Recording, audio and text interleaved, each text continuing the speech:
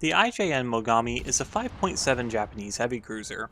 Currently, it's the top vehicle in the Japanese naval tree, and it certainly lives up to that status, being one of the best ships in 1.99's meta.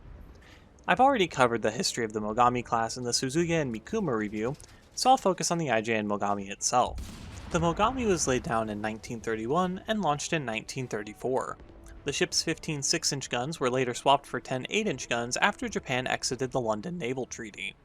The IJN Mogami launched one of the most successful torpedo strikes in the war when it fired 6 torpedoes and hit with 5 of them, sinking 5 Japanese ships. The Mogami was later sunk in 1944 after taking significant damage from US cruisers and aircraft and being scuttled by the destroyer Akebono. In War Thunder, the Mogami has its later loadout of 10 8-inch cannons split into 5 turrets, 3 in the front and 2 in the back. These guns fire at a pretty average RPM of 5, have moderately good dispersion, and a pretty slow rotation rate of 4 degrees per second.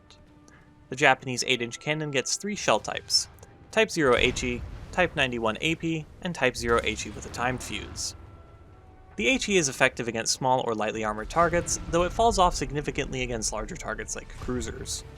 The AP shells have an excellent mix of penetration and explosive filler, making them easily cripple or ammo rack any ship it gets a good hit on. These shells have particularly high explosive filler for 8-inch AP and are incredibly good at killing cruisers in one shot, and are particularly easy and satisfying to use in my experience. Last comes the timed HE, which isn't that useful due to the slow reload of the cannons and their poor tracking.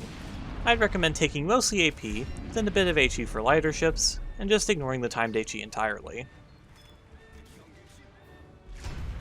Last comes the secondary cannons of the Mogami: 4 dual 5-inch cannons, 4 dual 25mm cannons, and 2 dual 13.2mm machine guns.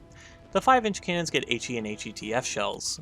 I'd recommend just bringing the HETF for use against planes. The 5-inch cannons can occasionally get snipes at medium ranges, but aren't particularly useful. The 25mm and 13.2mm machine guns aren't great against planes, as there simply aren't enough guns to stop a plane coming in for an attack run before it can drop its ordnance.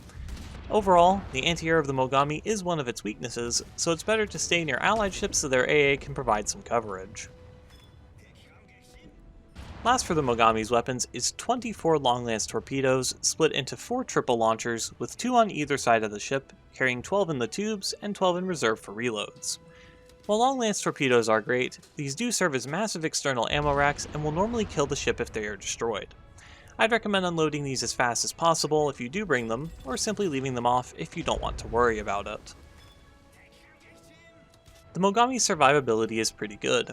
With 910 crew and decent armor coverage, it can tank quite a bit of fire, and the main ammo racks don't really seem to get detonated that often.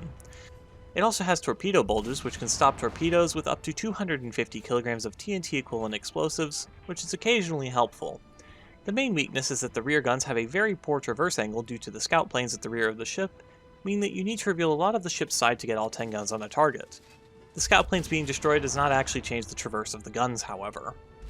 So long as no torpedoes are brought, the ship can tank quite a lot of incoming fire. The Mogami's mobility is also pretty good. With a top speed of 64 km per hour, it's above average, though not by much. This may be useful in enduring confrontation matches, but otherwise has very little effect. In playstyle, the Mogami is a cruiser killer.